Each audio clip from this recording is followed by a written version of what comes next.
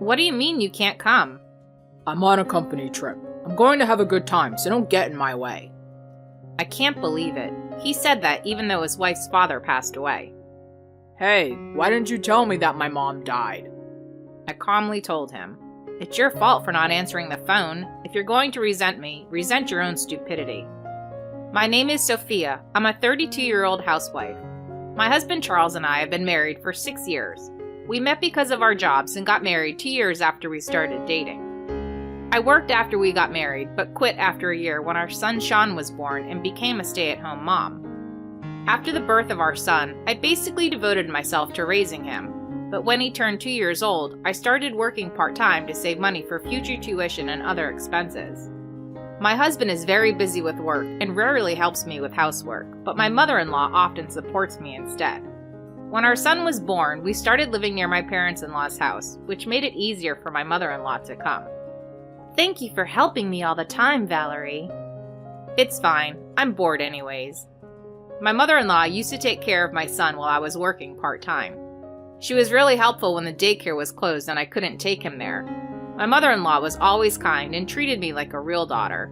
My father-in-law was also a wonderful man and I loved him very much. So living near my in-laws was not a problem for me. In fact, it made me very happy. Sophia, your food is always so good. You're a better cook than I am, aren't you? No, not even close. But what is Charles doing while you're here cooking delicious meals for him? Well, he's always working late. But then again, Sean is still a little boy and at the age when he wants to play with his father, isn't he? My husband always worked overtime and often came home late at night. I used to make dinner for him, but one day he said to me, I feel bad if I don't eat your food, so I do. But if I eat too late at night, I don't feel well the next day, so you can stop cooking for me. He said he would only call me if he came home early and needed dinner, so I basically started preparing food for my son and myself. But my son is still small, so I always end up with too much food. My mother-in-law, perhaps out of concern for me, sometimes has dinner with us. If I eat with my husband all the time, I get bored. It's a lot of fun to eat with you and Sean. Isn't your husband jealous of you? Yes, he is. That's why I make up excuses sometimes. My mother-in-law laughs as she tells me this. Thanks to my mother-in-law, I don't miss my husband when he comes home late or when we don't get to eat together as often as I'd like. I lost my mother before I married my husband, so my mother-in-law was like a mother figure to me. I don't want to say this directly to my mother-in-law, but I had a good relationship with my parents-in-law like that. But circumstances can change out of the blue. One day, my father-in-law became ill and needed nursing care. My mother-in-law seemed to be very upset about this, and she had to stay with my father-in-law for a while. I often went with my son to check on my parents-in-law, and it seemed that my mother-in-law was having a hard time taking care of her husband. Valerie, aren't you tired? I'm okay. I'm sorry I haven't been able to take care of Sean. You must be busy taking care of him and working, right? You don't need to worry about that. You should think about getting some rest. And if you need me to help you with anything, please, don't hesitate to tell me. Thank you.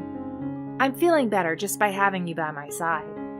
My mother-in-law tried not to show me how tired she was, but I could tell from being around her that she was still having a pretty tough time. So I asked my husband to go check on her. Your mother seems to act tough around me, and I think she's pushing herself too hard. So why don't you go see her sometimes by yourself? If it's just her own son, I'm sure she'll be able to relax. But when I told my husband this, he responded in a surprising way. I don't think I need to go. It's too much of a hassle and there's nothing I can do. I can't do the housework, I can't take care of him, and I'd just be in the way, wouldn't I? Did you hear what I said? I'm just saying that it would be easier on your mother if you, her son, was around her. No, I don't think it would change anything. I'm tired from working late every night, so at least let me rest on my days off. My husband said that and didn't go to his parents' house after all. He spent the whole time lounging on the couch at home, and when I thought he was getting ready to go out, he said he was going out with his friends. I became more and more disillusioned with my husband. I thought he was always working and didn't care much about me or our son, but when I saw him putting himself first and not showing any interest even when his own parents were going through a hard time, I thought he was a terrible person. Then my husband found out he was going to be sent out of the city for work. It's in a rural area, but it's an urban area, so it sounds like a lot of fun. It's cheaper than LA, and I'm really looking forward to it. I see. I was looking at my husband with a subdued eye as I rejoiced. I guess he doesn't like being nagged by me about seeing his parents and playing with his son, so he's happy to be free from those days. But to be honest, I was glad he was leaving too. I think I had come to dislike him completely. No, I don't know if it was to the point of dislike, but I thought it would be better to keep my distance from him. From then on, I lived with my son alone.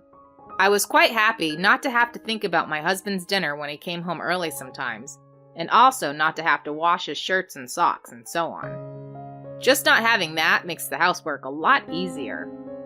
So the extra time I could afford to spend there, I decided to go to my parent-in-law's house to support my mother-in-law.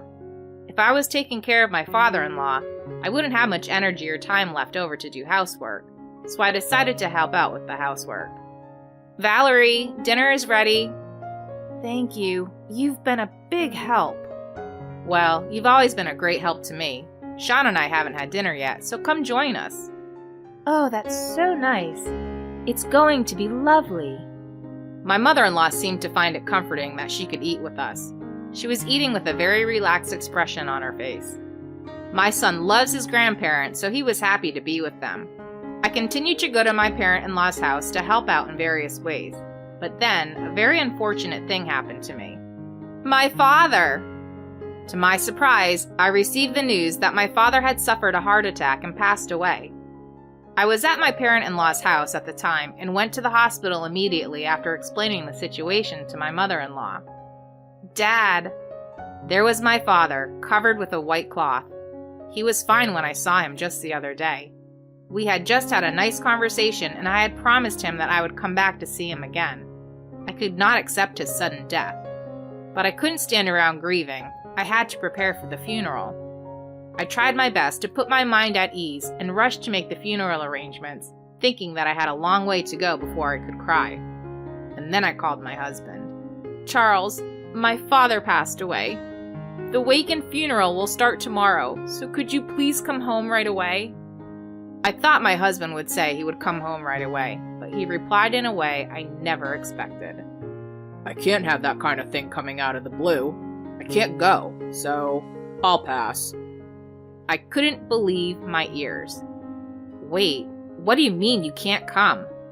I'm on a company trip. Company trip? Yeah, that's right. I'm going to have a lot of fun, so don't get in my way.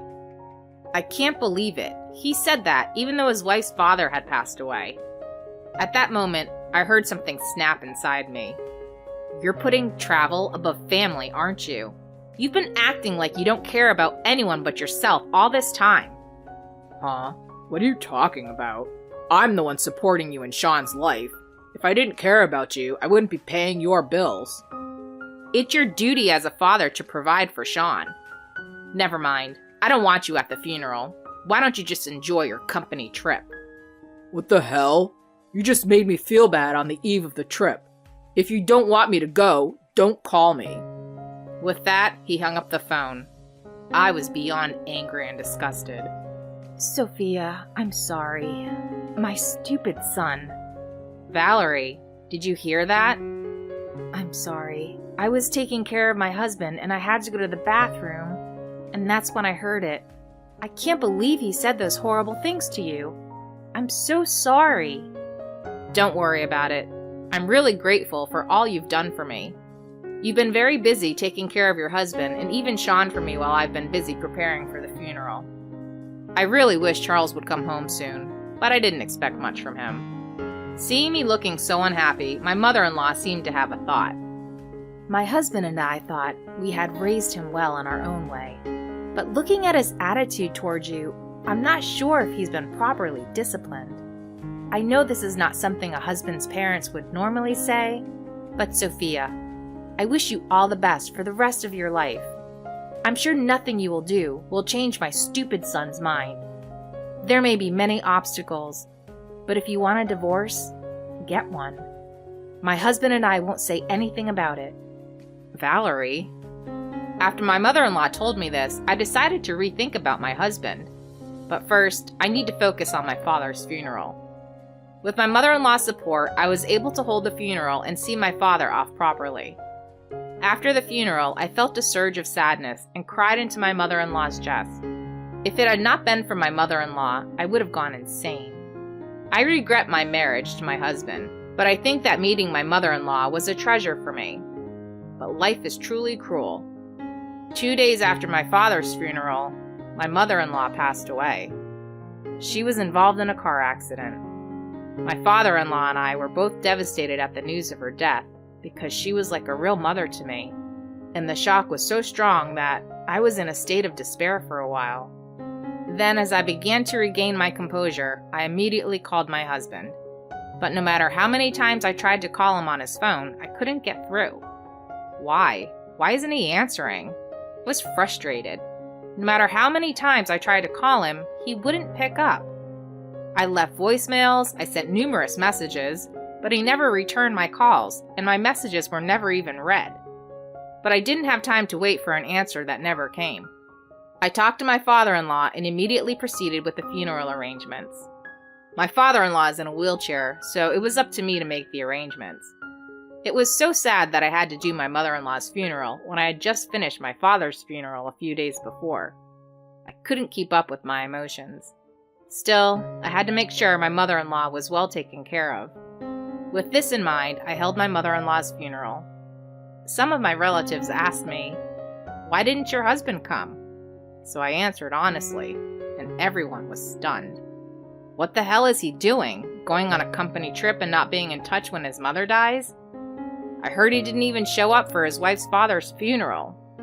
Word of my husband spread through the extended family, and he was beginning to be hated by everyone. But I never felt sorry for him. I tried to contact him several times, so it was his fault for not being able to reach me. Then I learned a surprising fact. When one of my relatives heard that my husband was on a company trip, she tilted her head and said, "Hey, speaking of the company Charles is with, the company I work for is a business partner of his, though they were all there when I went to work the day before yesterday. Is that really true?" Yeah, but did you say Charles was working out of the city? Maybe it's a company trip to that branch office. Well, that was never mentioned, though. That story led me to have other suspicions about my husband. Anyway, we managed to finish my mother-in-law's funeral, and I was sorting through her belongings with my father-in-law. When I was walking to the front door, I found my husband there. When he saw me, he stared at me with a devilish look on his face. Then he turned red in the face and yelled at me. "Hey, why didn't you tell me that my mom died?" That's what my husband said to me. "It's your fault I didn't get to see my mom in her last moments. I will never forgive you." How could my husband say such a thing so selfishly? I calmly told him, "It's your fault for not answering the phone. I called you many times. I even left voicemails, and I sent messages many times. It's your fault for not checking on them sooner. If you're going to resent me, resent your own stupidity." My husband stared at me, clenching his fist as if he didn't know what to say back to me. Finally, he found some kind of excuse and opened his mouth. "I was on a company trip. I couldn't be the only one on my phone." You mean the whole company was there? Yeah, they were. All the people from the branch office were there. That's funny. I spoke to someone at your company and they told me that the branch office you're in doesn't do company retreats. I wonder who on earth you went on that big trip with. Oh, no, that's... My husband choked up, perhaps panicking over the unexpected question. That response was like an answer already. "I don't think I can do this with you. Let's get a divorce." Wait a minute. I'm not thinking divorce. I don't care if you're not thinking about it. I'm going to get proof of your infidelity, and I'm going to get a divorce. My husband was panicking once I brought up divorce. I guess he thought he could have an affair in the comfort of his own home. But I just couldn't let him get away with that so easily. In fact, I had even made a request to a relative. It was a request to investigate an affair at the company where my husband worked. The people at the head office were willing to investigate because if they refused, there would be all sorts of trouble. And at that time, according to the information from the employees, my husband and his lover, who were getting along well with each other, were often seen together. It's disgusting that even after your mother passed away, you were seeing your lover. When I told him this, he was extremely upset. I'm sorry, it was just a one-time thing. It didn't mean anything. He said that, but he confessed, so that was the end. So you admit to the affair? Yeah, but I'm sorry, because now I realize that you're the only one for me. My husband approached me saying that. I realize that you're the only one who's not for me. I'm not going to change my mind about the divorce, so get on with it and sign the divorce papers.